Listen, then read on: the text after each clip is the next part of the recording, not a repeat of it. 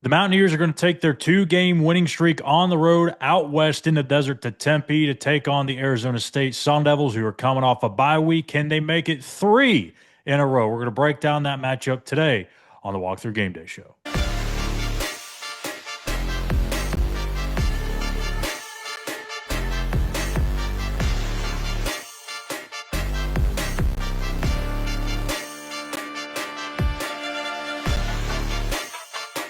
Look at what happens when you're consistent, again, in all three phases of the game. Look at what happens when you're focused and you don't have the mental breakdown and the MAs that prevent you from doing exactly what they did in Stillwater. Rich Rodriguez has a strong backing. Ken Kendrick, Pat McAfee, Ike Morris, so on and so forth. There's a lot of people with deep pockets that are ready to help this football team win. Your lightning in the bottle guy is your lightning in your bottle guy. So sometimes you can't put him in that role because he's going to get beat up and nicked up throughout the course of the game, which does take away from his flashiness and his ability to make big plays. Give me the Mountaineers, baby. But yeah, this rivalry it's a lot of fun. It has to keep going.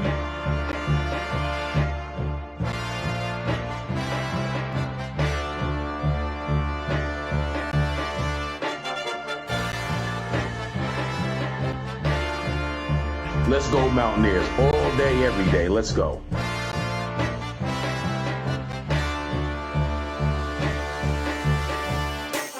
And welcome in, everybody, to another episode, another week here of the Walk Thru GameDay Show. Our season is winding down. We have just one more Game Day show after this.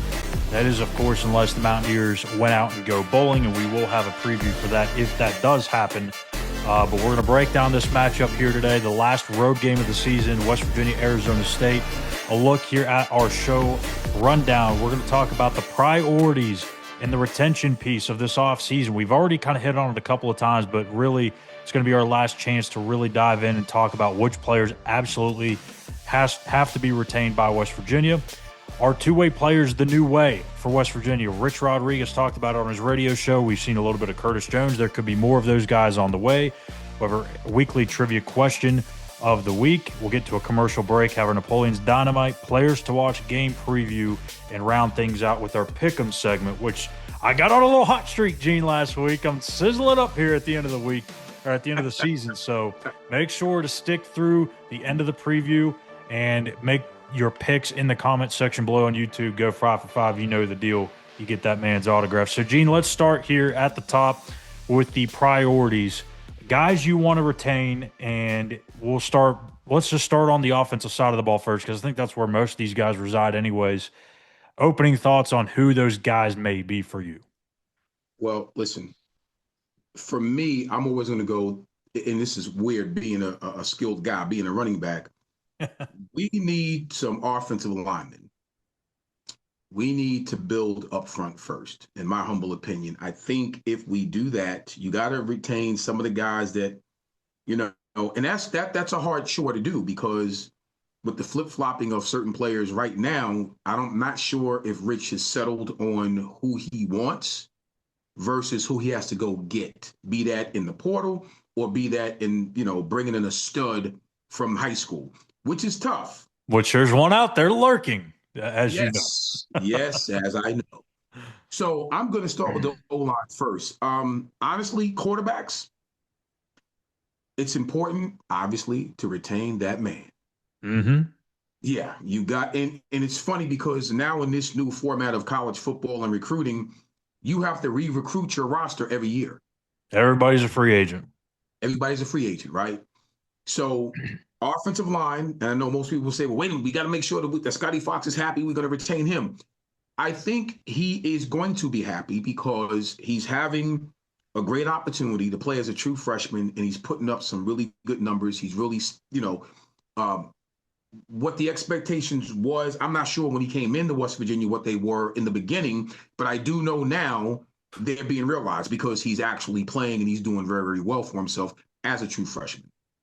Yeah. Anytime you have the outside, talking about outside receivers, listen, you have to retain at least 2 stud outside receivers, and then you fill in the gaps in the portal. Running back wise, whew, we saw what happened this year. Yeah. How came in with a full room. Oh, we are touting it as potentially the best in the Big 12. Oh, my goodness. Oh, And we saw what happened, how injuries decimate that room in that particular position. And it happens every single year. And this is why there's been one golden rule to recruiting. You never pass up a good running back. hmm I don't care how many other positions you have, you never pass up a good running back because of what we saw this past season.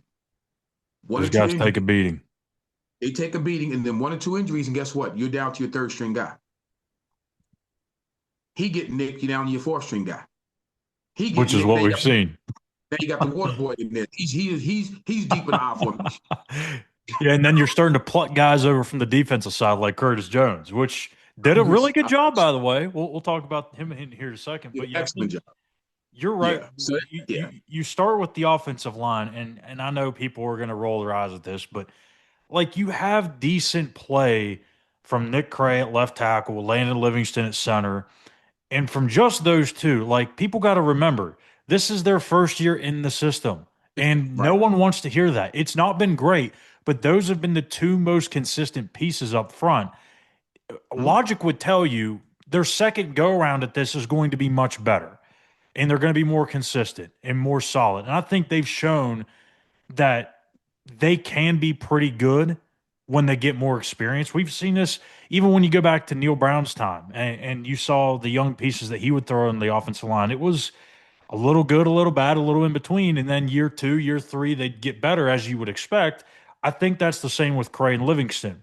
Now we've seen Donovan Haslam at left guard, and he's a people mover. I mean, he's like 350.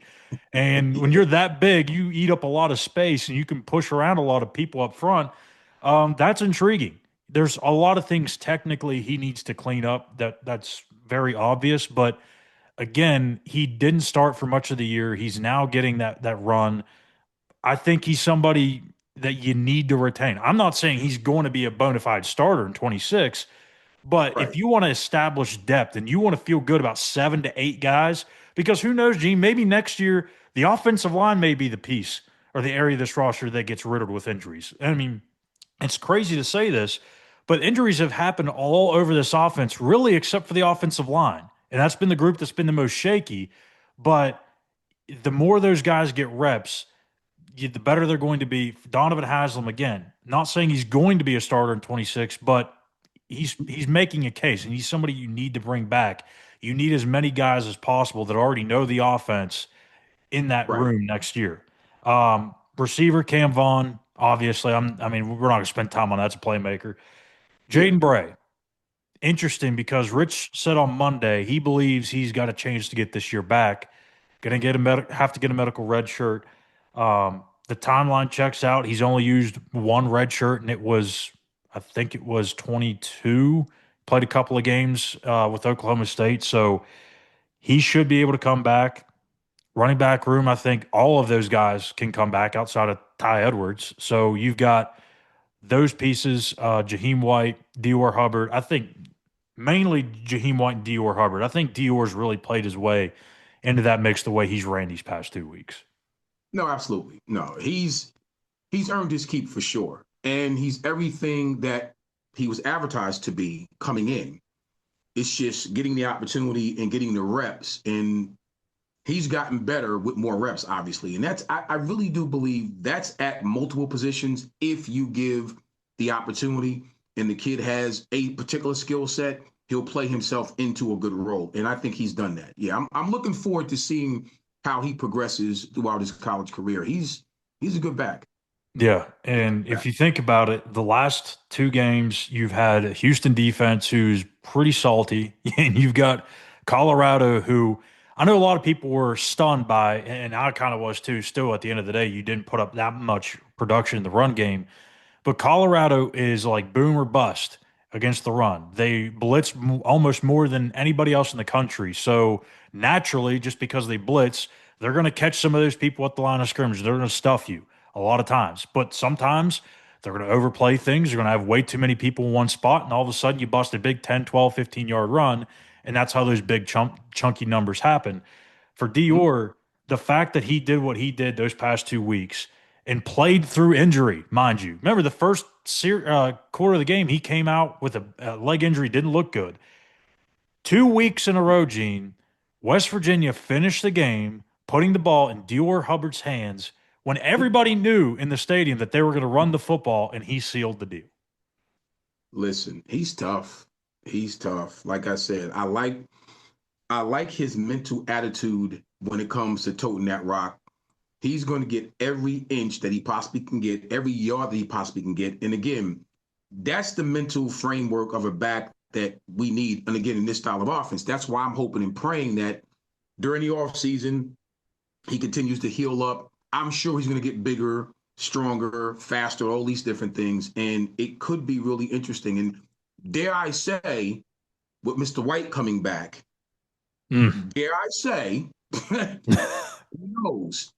I don't want to jinx nothing, but that is going to be a very formidable, tandem in the backfield. So we'll see. We'll see. Because again, as we were just talking about, you got to re-recruit every freaking position. Yeah.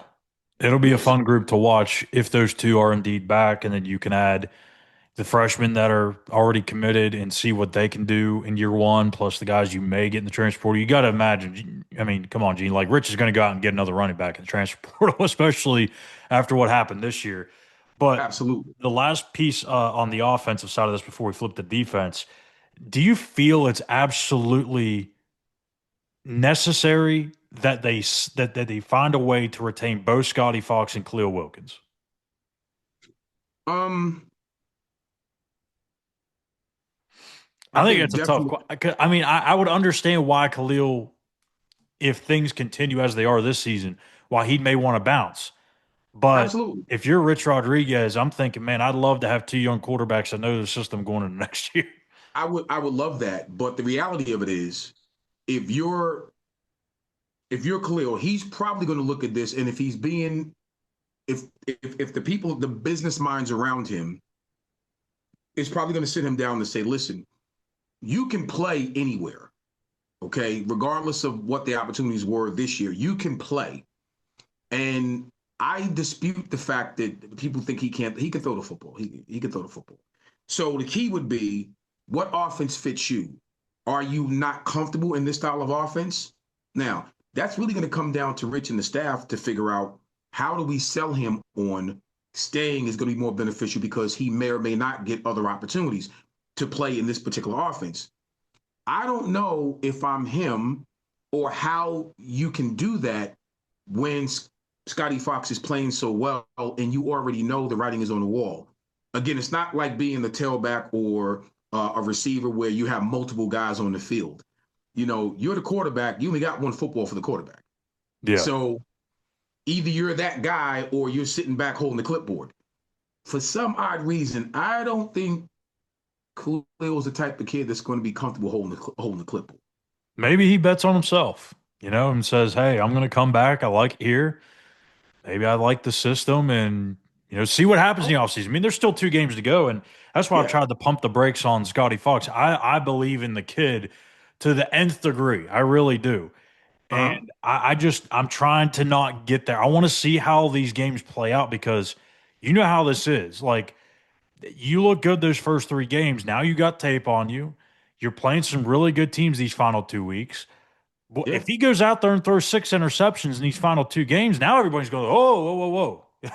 We may have to reassess the situation. And when in reality, it's just a freshman looking like a freshman against good teams. But it's going to cause that narrative to happen. So I think it is necessary. And now, maybe not Khalil Wilkins in particular, but maybe it's Max Brown. Maybe you can somehow get a year back out of Jalen Henderson, and you have just another quarterback that's been in the system, if that makes sense. Let me tell you something. That makes sense, but I'm going to tell you this. But in reality, it's going to be hard to keep those guys around. In reality, you're going to go out and, again, in this style of offense, actually in any offense, because of the landscape of college football, you're going to go in that portal, and if you can get a vet, you're going to get a vet. let's be clear. You're going to get a vet if you can. Yeah. If not, then it's imperative that you keep at least two of these guys that you currently have in that room because they played in the system. They do understand the system, at least through last spring. They kind of have an idea conceptually of what, Rich would like to do with this offense. But make no mistakes, my guy. If a veteran is out there and they're willing to listen, I'm sure phones will be ringing. And I don't care how well our current quarterbacks are playing because that's the nature of this business. It is. Tough world. Tough world. So It is. defensively, I'm looking Curtis Jones, obviously. I think what he's done at Bandit has been impressive. I think you look at, let's see, Corey McIntyre on the defensive line, Nate Gabriel potentially, Marshawn Oxley off the edge. You really Mm. don't have a whole lot of guys in the secondary, if any. And at linebacker, Ben Bogle, I think last week really came up big, was one of the leading tacklers in that Yeah. game, had a couple of sacks. So those are the names that stick out to me. I know there's not really very many that populate that side of the ball, but any others for you before we move on? I'm trying to think. I was under the impression that our linebacker crew was young, and Beyond Wilson and Reed Carrico, yeah. yeah, and my thoughts were, for me personally, in the style of defense that we run, you have to develop that, and you have to have some depth at our linebackers position. So for me, any of those guys that you can see some promise with, you better go and re-recruit those guys. Now, here's what's funny. Once again, because we're in the nature of this business, I'm sure the phone will be ringing at that linebacker position. And let's be clear, your back end is going to have to be overhauled. Oh yeah, revamped totally. So you're pretty much, that's going to be like, I think right now, if you're in your big board and you're looking at, we got to plug and play, plug and play, plug and play. I'm sure I want two corners, two corners. I want two safeties, two safeties. I want a guy that can play nickel and corner. I don't want my third string corner to be a nickel nil. I want an actual starting corner to be a nickel. So I got three legitimate corners out there. Yeah. You know what I'm saying? Like, this the philosophy of how I'm going to build out that back end because they're going to need that. Oh, they're going to need that in spades next year. And here's what I realized as well. And I'm sure you as well, Schuyler, because we saw what the injuries can look like and how quickly they come, we can no longer afford to switch out one guy and you have that much of a drop in ability, in talent. We can't afford it. So corners, it's hard. People think that playing corner that might be the hardest position on the freaking field to play. Yeah. Corner. And if you have a safety that has to play in the style of offense that the Big 12 runs, and you got a freaking safety that's locked on to a slot receiver, yeah. Might be a little trouble. Yeah, better go get safeties that can actually cover. So that whole back end is going to have to be overhauled. And I think we can do that with the portal. You have to be a different type of a stud to come right out of high school that's going to be able to play right away in the style of defense that Zach Alley runs, but it's not impossible. But my point is that whole back end, they're going to have to go and re-recruit the type of athletes that they need to compete at a high level, this coming off season. Yeah, there's not very many, like we've been mentioning, because of how many seniors are on this team. I mean, maybe you're looking at Chris Filippo, who's played some nickel Sam a little bit here and there. You're talking about Zay Jennings, who hasn't played a bunch yet. Israel Boyce has shown some things. Nick Taylor has Yeah. shown some things. So you have a couple guys, but really you probably have the most returning up front. Yeah. And you have Ben Cutter, Ben Bogle at the linebacker spot. So really, you're going to have to replenish that secondary and work your way back inside. I think that's how it's going to go. You're going to have to work your way outside in on defense, rebuilding that team. But we'll see. So speaking of two-way players, which we just mentioned a minute ago with Curtis Jones, as I mentioned in the beginning, Rich Rodriguez is thinking about using some of his linebackers or defensive linemen. He didn't exactly specify as a fullback. And he's talking about this season still with 2 games left. And there's also been the conversation with recruits that, hey, we may want you as this first, but don't think for a second you may go to the other side of the ball and play this spot if we need you to. And I can tell you firsthand, there is a recruit out there that is committed elsewhere. Some people know who I'm probably talking about, but is really interested in playing 2 ways, and is why he is considering West Virginia. So, what do you think about this? Because I think if we would have said this maybe even 2 years ago, you'd be thinking like, nah, this is crazy. You can't have very many players playing 2 ways. But then you look at teams like Utah and BYU, and they have a handful of guys that play both ways: DB and wide receiver, tight end, linebacker. They both Sure. do that, and they only have a handful of plays that they play, so they concentrate on the one side. But do Right. you feel like schools like West Virginia, Utah, BYU, teams like that may start to capitalize on that more, knowing that you don't have the money to go out there and go get you a number 1 corner, number 2 corner, number 3 corner, number 4 corner, and then oh yeah, the rest of the defense, the rest of the offense. Is that a way that you can maybe make up some ground, or do you not like the idea at all? At this level, listen, first off, when you look at programs that do that, the style of offense that you run, the style of defense that you run has to fit that particular player. When you run a spread, up tempo offense, it's hard to get somebody that, let's say, there's not that many Travis Hunters in the freaking world. No, I So mean let those me guys are elite. no, let me be clear about that. And I think depending on what you do when you recruit a kid, you better know what you're looking at, Yeah. because that kid has to be a different kid up here. Everybody thinks they can play both ways. At this level, it's damn near impossible because the physicality of it is so different. So for me, I would understand. Utah does it very well. I noticed BYU, they limit the amount, like you said, they limit the amount of plays that this particular kid is going to play on offense or defense, and they kind of use them in spot duty. That's totally different than what Travis was, Brown did with Travis. You or understand what I'm Miles saying? Jack back in the day at Yeah, UCLA. that's totally different. So if you're telling me I'm going to recruit, I'm going to sit in somebody's home, I'm going to say, listen, your kid is a stud running back. He's a 2,000-yard high school running back, but on defense, I noticed he had 45 tackles and he also had 6 picks.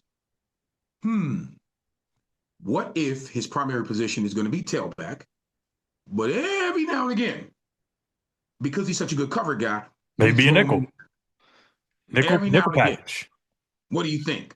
Now, that's not too bad. If he's coming in and he's primarily a tailback, and every now and again I throw him in there at nickel, or a free safety, I can see that. Where I got a package where he's going to play, maybe 8 snaps on defense.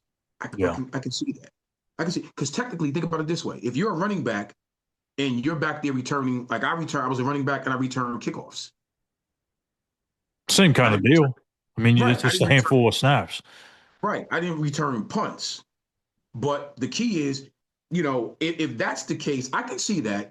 But if you're telling me you want a guy that's going to come in and he's going to play, 50 reps on offense and 40 reps on defense, Forget about it.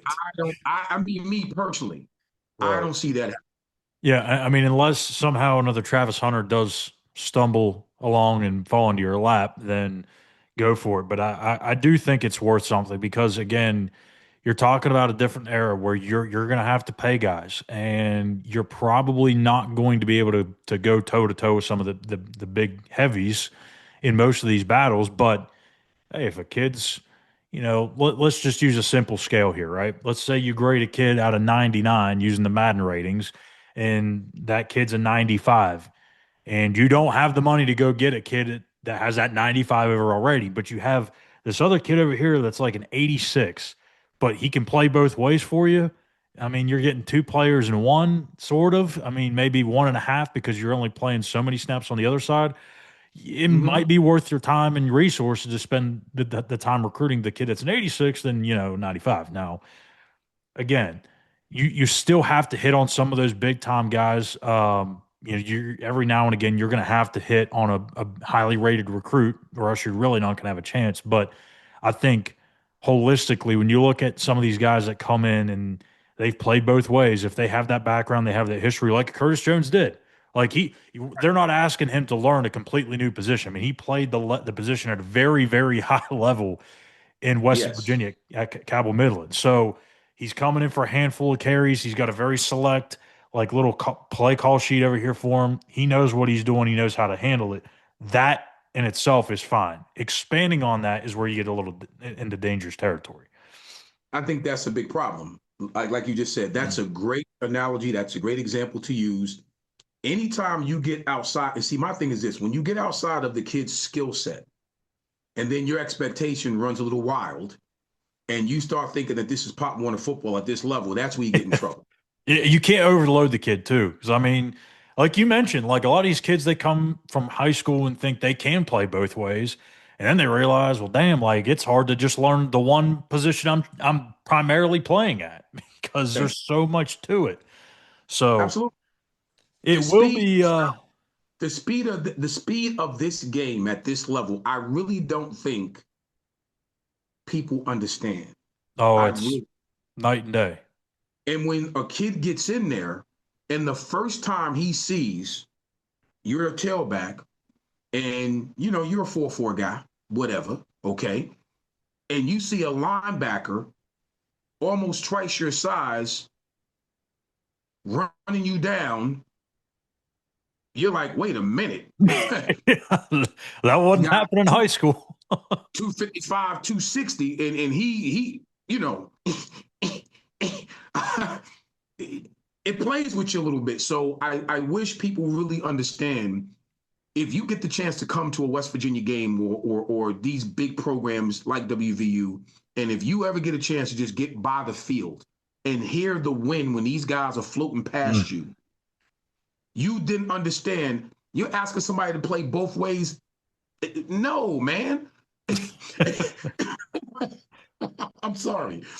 I'm just being more realistic about what's being asked of that kid physically and mentally. Yeah, it's certainly a challenge. And, maybe with how complex Zach Alley's defense is, and maybe in Rich Rod's term, how simplistic his offense is, it can maybe be a good balance, but probably more so if the guy is coming over from defense, because he's not having to learn as much, whereas I guess it could be the other way too, because if you're going from offense to defense, like you mentioned with the running back potentially playing nickel, those are obvious passing situations. So maybe you're not overloading him there, or if he's a guy that's a tight end pass rusher that just go pin your ears back, go get the quarterback, it might be a little different. But when you start getting into deeper territory, that's when it gets a little tougher. So it'll be interesting to see what happens there, what happens at the fullback position, if that does creep upon us here in these final 2 weeks. So, all right, let's go and get to our trivia question of the week here, Gene. We'll take a quick commercial break. And it is: the last time West Virginia played Arizona State was in the Motel 6 Cactus Bowl, a game the Mountaineers won in thrilling fashion 43-42. What school record was broken that day that still holds to this day? Was it A, Shelton Gibson's longest touchdown reception, B, Nick O'Toole's 255 punt yards, or C, Skylar Howard's passing yards in a bowl game? Think about it for just 1 minute. When we come back, we'll have the answer and get into our game preview here on the Walk Thru GameDay Show. Let's go, Mountaineer Nation. The final whistle might blow, but the real breakdown is just getting started.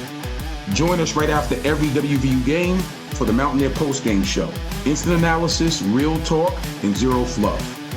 What went right, what went wrong, and what's next. We've got it all for you. Hit subscribe, turn on the notifications, and be part of the conversation. Win, lose, or draw, we're breaking it all down for you, Mountaineer style. Want the most accurate updates on the West Virginia Mountaineers? Visit West Virginia on SI, the most trusted source on everything WVU. Several stories published every morning, every day before your feet hit the ground. From football, basketball, baseball, recruiting, transfer portal news, and more, we have it all for you. Every angle, every update, every morning. Back on the Walk Thru GameDay Show, it's Schuyler Callihan and Eugene Napoleon breaking down West Virginia, Arizona State here in just a minute. And as we asked before the break, we'll get to our trivia question answer. So, again, it was the last time West Virginia and Arizona State played was in that Cactus Bowl back in 2016, which West Virginia won 43-42.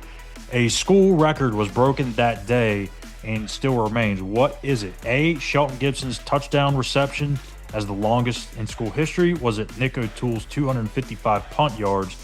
Or C, Skylar Howard's passing yards in a bowl game? Gene, what is your answer? And I can't lie. I said this before we came back on there. I'm going to totally guess on this one. Okay. I love this kid. I really do. Had a chance to speak to him once or twice. Great kid. I'm going to say Skylar Howard's passing yards. I'm going with C. Locking it in? I'm locking it in. You sure? I'm sure. Okay, yeah, you're right. I was trying to get you stumped at the last second, trying to get you to change your answer, but no, you got it. Skylar Howard, 532 passing yards. I mean, if you go back to those 2 years where Skylar started, obviously there was a lot of heavy emphasis on the run game, which I think, it's kind of weird to think Dana Holgorsen running the football, but, I mean, they ran the ball a bunch. Skylar Howard ran the ball a bunch, and they played good defense. It wasn't just slinging around the yard, what they did with Clint Trickett and Will Greer. But, I mean, you think of all the quarterbacks that Dana had with Gino and Will and Clint, and you were to think 500 from Skylar Howard was the guy that got you the most passing yards in bowl history. So, yeah, hats off to Skylar. 10-win quarterback. No one talks about it, but they don't. They should, but they don't. He's one of the select few. So, all right, our time of the week that I look forward to because I love getting Eugene's pick every single week, and it is Napoleon's Dynamite, our player to watch for this week's matchup on the Mountaineers. Who do you got, Gene? Listen, I'm throwing plural on this. Our players to watch. The entire offensive line. Tired, yes. Yes, we need every last one of them to play well. We have to win the line of scrimmage. I am telling you to go on the road in a hostile environment. Arizona State, they're pretty good up front. They are. We always talk about keeping the quarterback clean, making some holes for the running backs. The entire offensive line has to play well if we have a shot of winning this game on the road. That's the second time in, 3 weeks? We've kind of put an emphasis on the offensive line. 2 weeks ago, I said Jack Bicknell, the offensive line coach, was the player to watch. So I like that pick, the big fellas. And speaking of the other players to watch for West Virginia on the defensive side, I talked about him a little bit earlier on, and that was Ben Bogle. He boasts the best run grade, according to PFF, on the West Virginia defense at 90.8. Again, that's against the run. Expect to see more from him down these final two games. On the offensive side for Arizona State, could have went a number of ways here, but I'm going with the running back, Raleek Brown, 770 yards, 3 touchdowns. They ran Jeff Sims a bunch 2 weeks ago, the quarterback. I wonder how much that division of labor is going to change this week. Raleek has been averaging about 65 yards or so the last 3 games, so we'll see if he does more. And then defensively, I'm going with pass rusher Prince Dorba. His first game back from injury, they've desperately missed him in terms of getting after the passer. So he's their best guy at generating pass rush.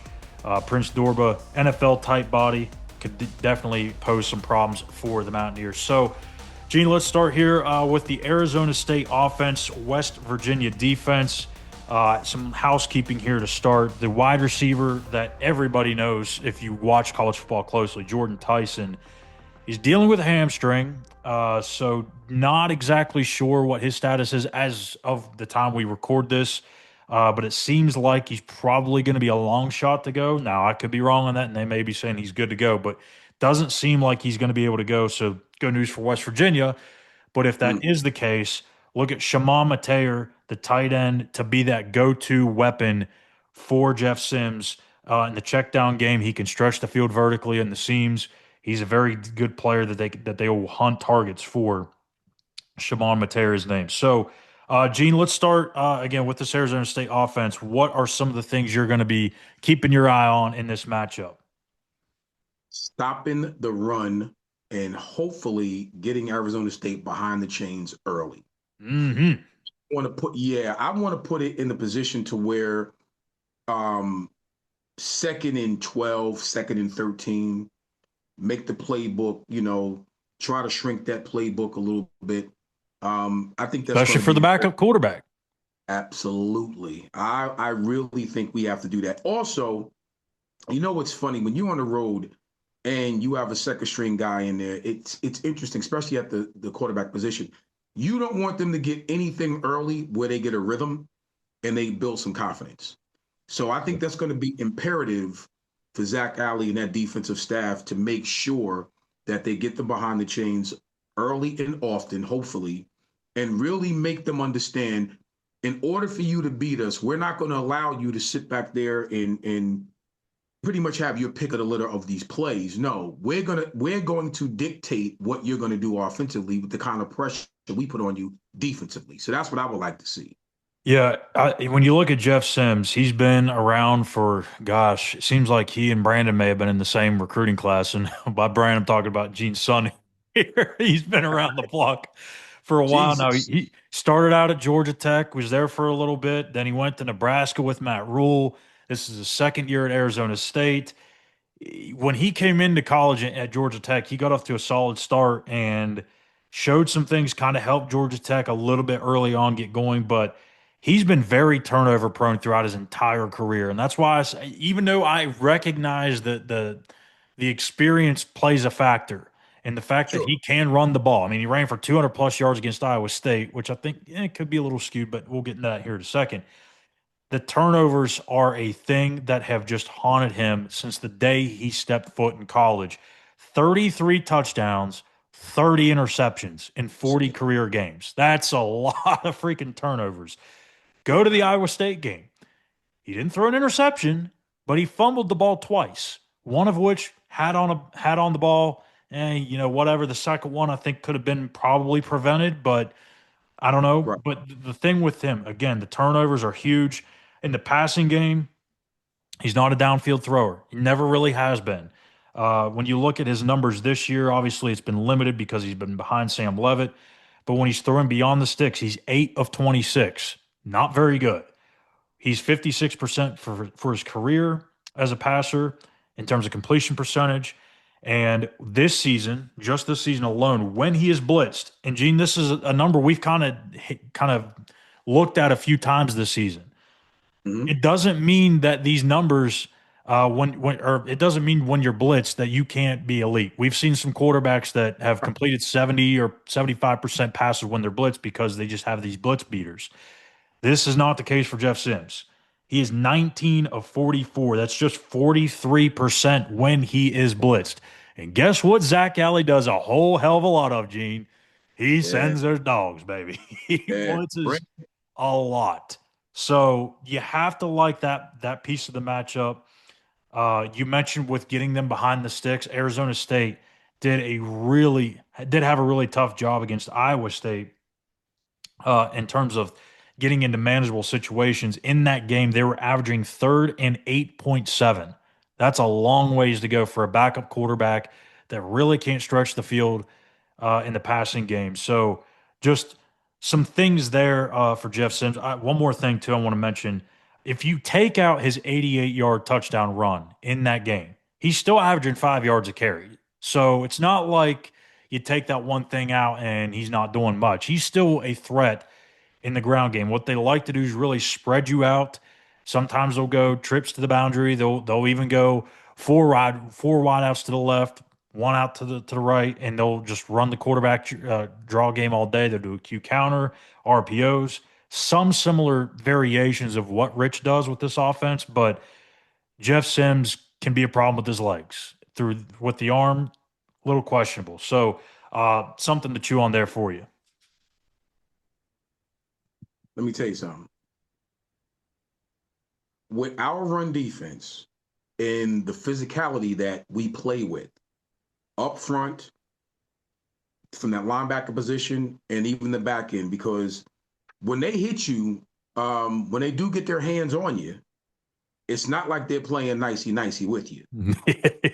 So Sims can try to run if he wants to. I don't think that's going to play too well, you know, do that. Yeah, I would like for you to do that because I think that would play more so in the hands of what Zach Alley likes to do defensively. I'm not sure they're going to try to run him as much because you're already down to your number two guy.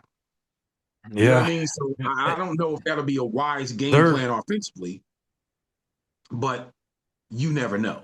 they're in a tough position because I mean, you do want to be careful, but you're also still somewhat in this Big 12 hunt. So you gotta do what is best for your team. And right now, it's going to be running the football. They just can't with Jeff Sims. They just can't ask him to throw it 30 plus times. But that's where I said Raleek Brown. He comes back into the mix. Get him Right. maybe more involved. Ben Bogle, which is what I talked about with him against the run, has been really, really good. Last week, his best game as a Mountaineer. I would Mm. expect with this game plan that Arizona State's going to have, Ben Bogle's going to have to see the field a lot more because he can get up in there, muck that run game up, clog up those running lanes, and take some of those explosive plays. And he can create yards after contact too. I mean, he's a decent sized kid that can bounce off of you. So he doesn't have elite speed, but he can run away from you. So you want to make sure you can wrap him up, get hash to the ball. We've talked about it all season long. West Virginia's been one of the best in terms of getting to the ball. They just haven't necessarily been the best at finishing the play. So Right. this is a week that absolutely has to happen. I'd mentioned the third down and distance, an average of third and 8 against Iowa State. That's been their theme all season long, even when Sam Levitt was at quarterback.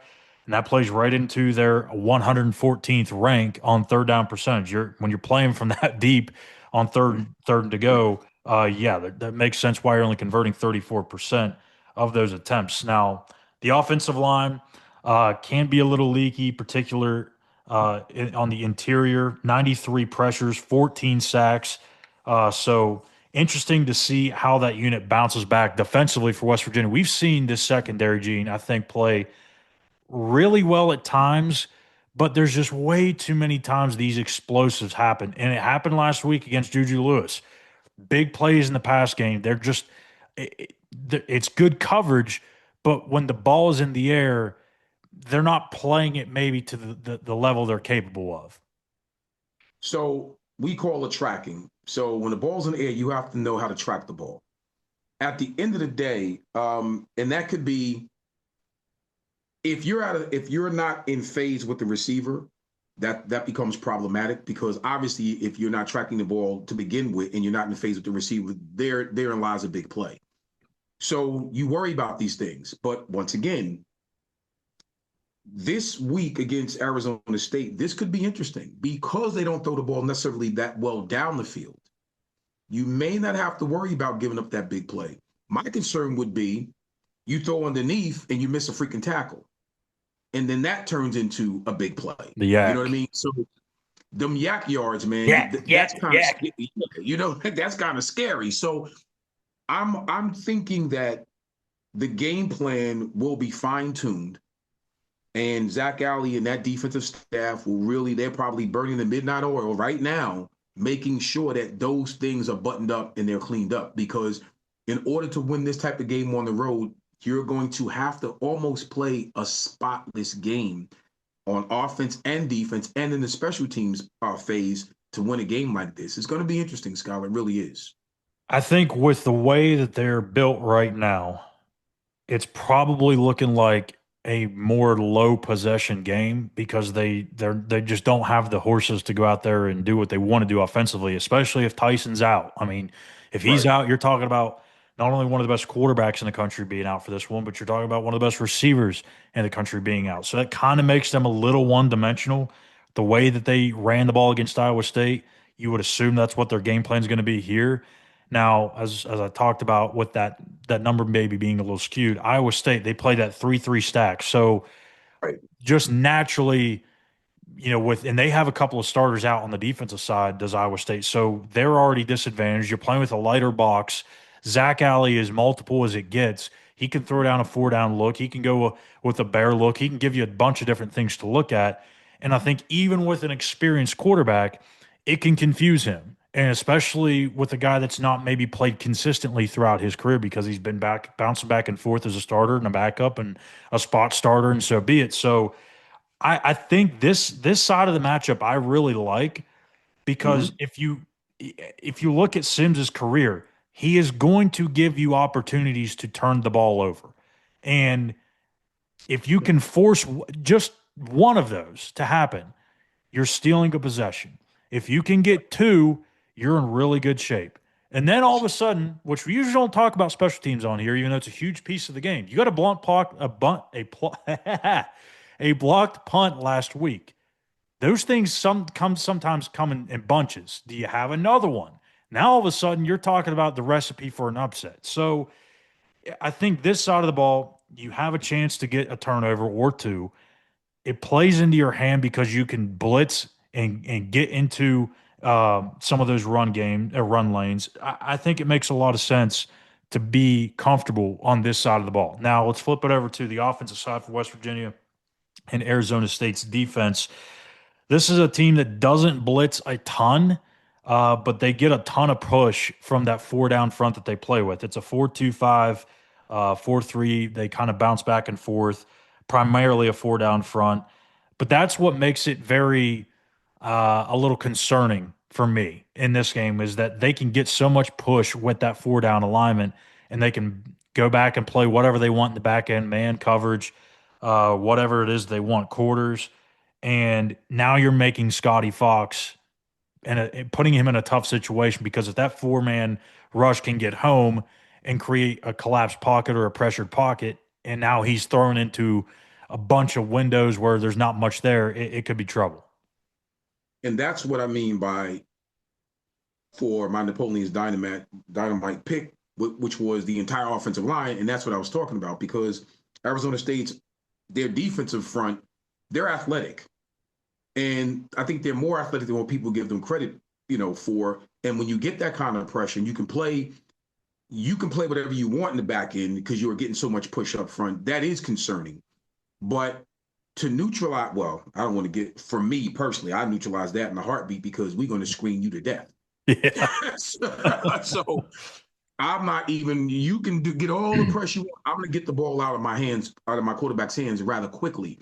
And after a while, I'm going to make you play something else different up front, which will make you play something different in the back end. But again, I digress. So at the end of the day, we're going to have to do something in rhythm, right in the early starts of this game to really get Scotty Fox feeling real comfortable and then take what the defense gives you. Because I don't want him to get in this game and think that he has to beat you all by himself because sometimes young quarterbacks think that. And you Yeah. don't want the defense, depending on what they're going to line up to run against us, you don't want the D lineman sitting in his lap all day either. So we don't want none of that. So we're gonna have to neutralize that front in ways where it's gonna be unexpected, but also we need to keep Scotty Fox clean and comfortable at the same time. Where do you start? Because you look at this ASU defense, and I mean they're pretty stout. I mean they're 32nd in third down defense. They're 45th in the red zone. So even when you get it down there, it's not a guarantee. Passing yards, they're 59th. Rushing yards, they're 34th. Yeah. The interesting stat that just it still blows my mind, and it goes back to just having that four-man pressure or that four down alignment getting after you. They're 110th in pressures, but they're 18th in sacks. So that shows you that they can get home without having to bring extra numbers. How do you dial up a game plan to find success on the road against this defense? Because against the run, they're going to sink their teeth in and make you really grind out every yard. And in some ways, it kind of feels like Houston 2 weeks ago. Like that first quarter, those first couple of drives where West Virginia was finding some success offensively, it was just firing off the ball. Running backs are running hard. And I don't know that we saw that same level of firing off the ball and running hard against Right. Colorado until maybe the last couple of drives of the game when they sealed the deal. But I mean, where do you start? Is it getting Scotty going in the pass game underneath, taking some shots? Is it the run game? What is your game plan for this one? I'm gonna tell you, I think it's the run game first, which will then open up your passing game. And see, that's the thing that's tricky because if you do it the opposite, if you reverse engineer this thing and you try to open up throwing the ball, and that's not really working for you, and now you go back to the running game, that becomes problematic Yeah. because yeah. I don't know if I want to put for the same reason why you put Sims in a position to you want to get him behind the chains early is it would be the same reason why you don't want Scotty Fox to open up the game trying to air the ball out because 3 and out comes real quick without solid offense. We've seen that, right? You have to establish the line of scrimmage in terms of the running game to build on your passing game. So again, I'm kind of in there. If I'm Rich, I'm in the offensive meeting rooms, and I want to look. We got to run this thing. I'm telling you what we're gonna do. We got to run this thing. And you know what, Scholar, peep it. My challenge would be to the backs and the O line at first. I need 4 yards a carry. I ain't asked for 5. I said 4.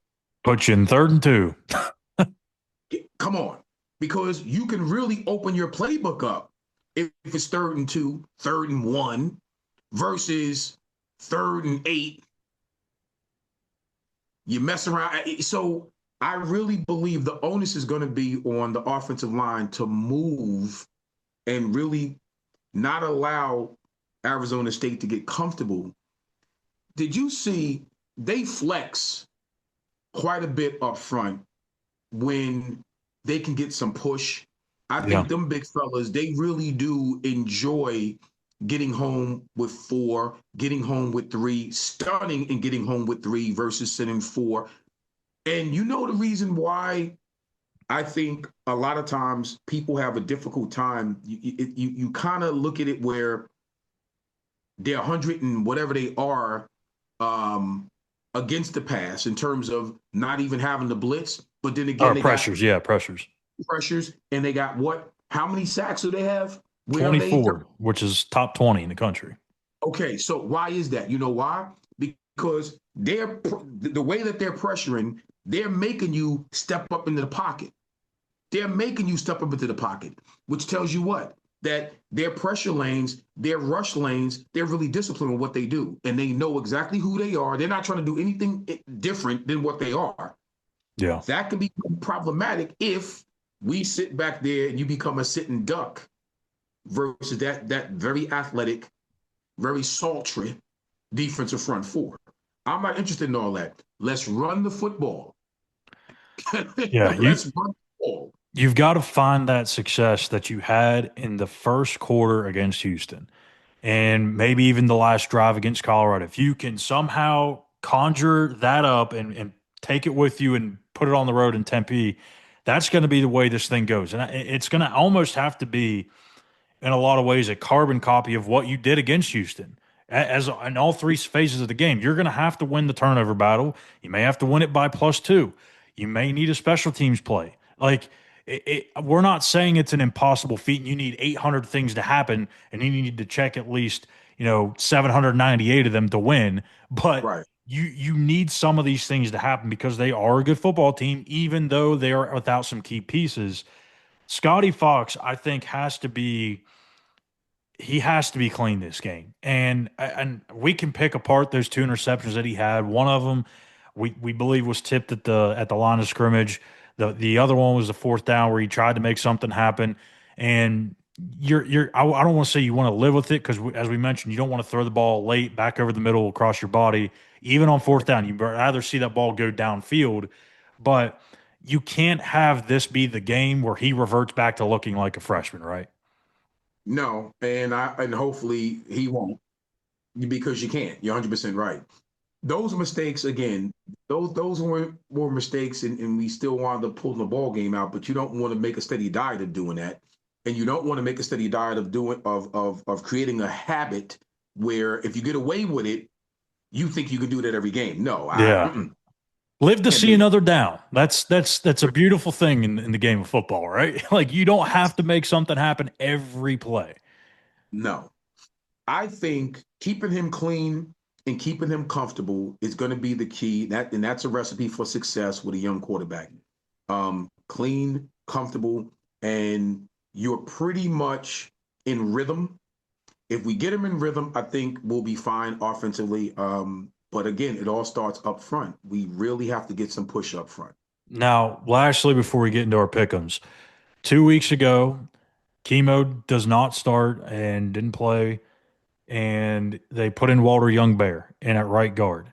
And that's when you saw some success in the run game. Last week, they go back to Chemo McAnally at right guard instead of Walter Youngbear. So, do you feel like that's probably going to be the same thing again? Because when he's been healthy, Chemo has been their guy, even though he is, by every metric, the lowest graded player along that West Virginia offensive line. Or do you feel like they may go back and switch to what worked 2 weeks ago in the upset of Houston? I think they'll probably go back to what worked at Houston. I also think that, listen, these linemen have something to prove. Oh, yeah.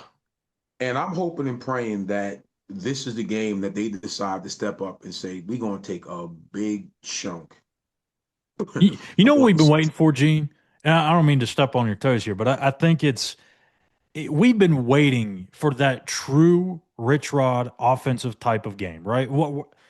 You're going to put up big numbers in the future, but I think we all kind of assumed that at some point throughout this 12-game data point that we're going through, you would see a 300-yard rushing game somewhere, right? Or a 350-yard rushing game. It hasn't happened. No. And you got two left. I don't know if it's going to happen next week. This week's going to be tough too. This is a tough customer, but it just feels like even if they don't get to 3 bills, you just feel like at some point it's got to happen. Listen, let's talk it into existence. Yeah. Let's talk it into Schuyler. Let's talk it into existence. Maybe not 3 bills. Give me 250. 250. Okay. I think a lot of Mountaineer fans would live with 250 rushing yards on the road against this defense. So 250. All right, let's get into the final portion of our show, and it is the weekly pick'ems. Last week, yours truly goes 4-1, moving to 8 games under 500 on the year. And Eugene goes 3-2 as he can't catch his breath laughing at my pitiful record at 24-26 on the year for Gene. So look, I'm just trying to go 10-0 in these final 2 weeks, and I'll finish with a winning record. So that's all I'm looking for. I'm 3 games behind you. Might have to start getting to that year where I'm going to have to go deep in my bag and take some shots, but maybe not this week. Maybe we'll save that for the final one. So let's start it off with the folks from up north, and that's number 10 Notre Dame and number 24 Pitt. So College Game Day is going for the first time in I think 180 years. 12 p.m. on ABC. Gene, I'm not spending any time on this. Actually, I am, but it's going to be Notre Dame. Mm-hmm. Pitt has this false sense of hope, I think, going on right now. Since that second loss they suffered, they've beaten 5 of the bottom 6 teams in the ACC. 5 of the bottom 6 of the ACC. There's a reason why they're double-digit underdogs at home. Give me the Irish. Yeah, listen, man, come on. The best running back in the country, in my opinion, is that number 4, that stud boy. I love to watch Love run that ball, man. He's something special. So yeah, give me the Fighting Irish, and give me the Fighting Irish big. Ooh, I like. All right, number 12, Oklahoma at number 4, Alabama, 3:30 on ABC.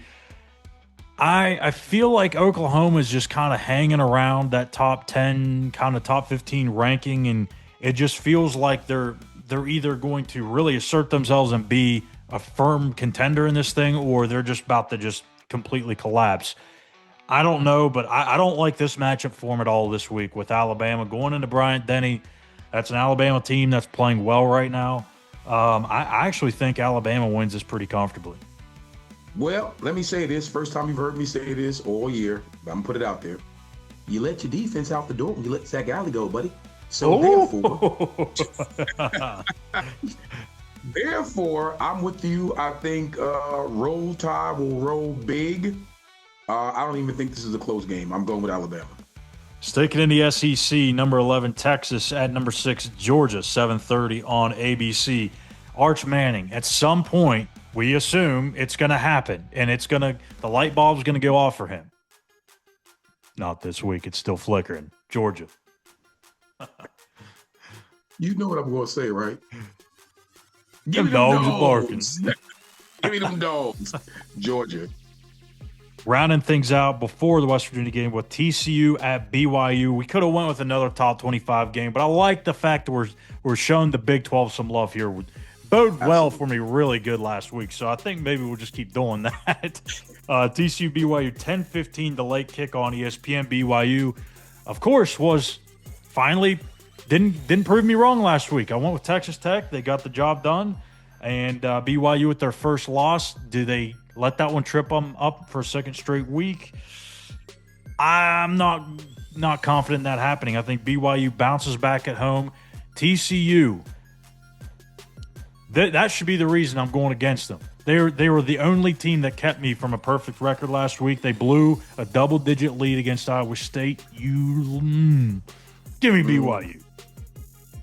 See, and it's funny that you say that because I was actually going to go the other side of that. I'm lying. You already know. I like BYU. I really do, and I don't see them losing 2 games in a row. They're too good of a football team to do that. I'm going with BYU. And for the game you're all here for, it's West Virginia at Arizona State. Rich Rod heading back out to the desert where he spent some time going against this team in an in-state rivalry with Arizona and Arizona State. It's a 1 p.m. kickoff on TNT and HBO Max. Here's Rich Rod on this week's matchup with the Sun Devils. Get ready to make the long trip out to the desert, place I've been several times before.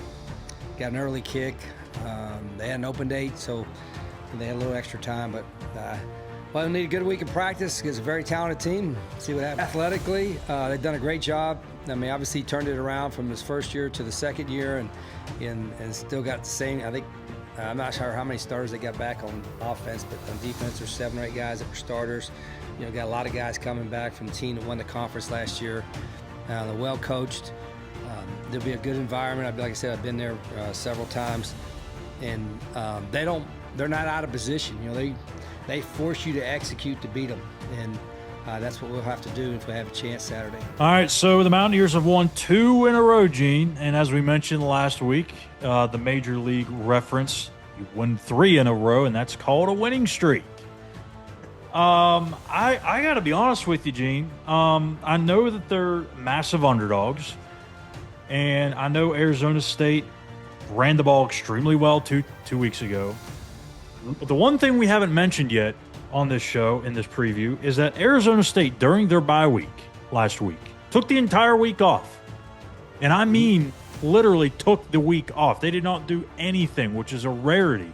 Usually you still have a little bit of practices. You get some of the young guys some work and some inter-squad stuff. But no, they gave them the entire week off. So I'm starting to wonder, is this a week where West Virginia, again, situationally, you wouldn't think going in on the road against a team that's coming off a bye week is a great situation. But this is a team that said last week, hey, we need to recoup, we need to rest. Are they going to come out a little rusty and overlook a 4-win team in an early kick? I'm just saying, it's out there. It's dangling out there for West Virginia to take.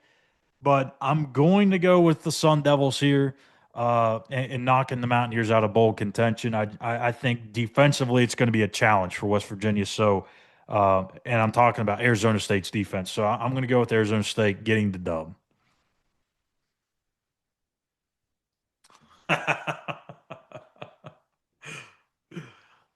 You know what that means. You going with the Mountaineers? You better believe it. And you know what? Shame on you, Scott. Hey, I've been the Hex for West Virginia for years now, so you can thank me if they win. Hex on, my brother. The Mountaineers will get it done, and I'm going with "In Rich Rod We Trust." There you go. Mountaineers getting the upset, going 3 straight, and will have the chance to go to a bowl game. All they'd have to do is just knock off Texas Tech in the regular season finale. But that's next week. That's next week. Yeah. Let's stay right here. So there you have it. West Virginia, Arizona State, once again, will kick off at 1 p.m. on TNT and HBO Max. After the game, we'll have the Mountaineer Postgame Show recapping what went well, what went wrong, and everything in between, and a close look ahead, or I should say close, a quick look ahead at that matchup against Texas Tech. Make sure you hit that like and subscribe button here on our YouTube page at West Virginia on SI. Check back later tonight if you are watching it on the day that this drops on Thursday for the Mountaineer Postgame Show recapping the Backyard Brawl on the hardwood.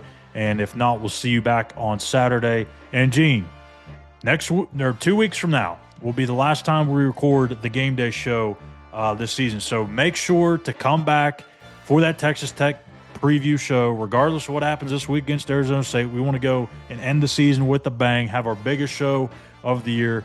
And listen, we couldn't thank you guys enough for coming in here every single week during what's been a tumultuous season until the last couple of weeks.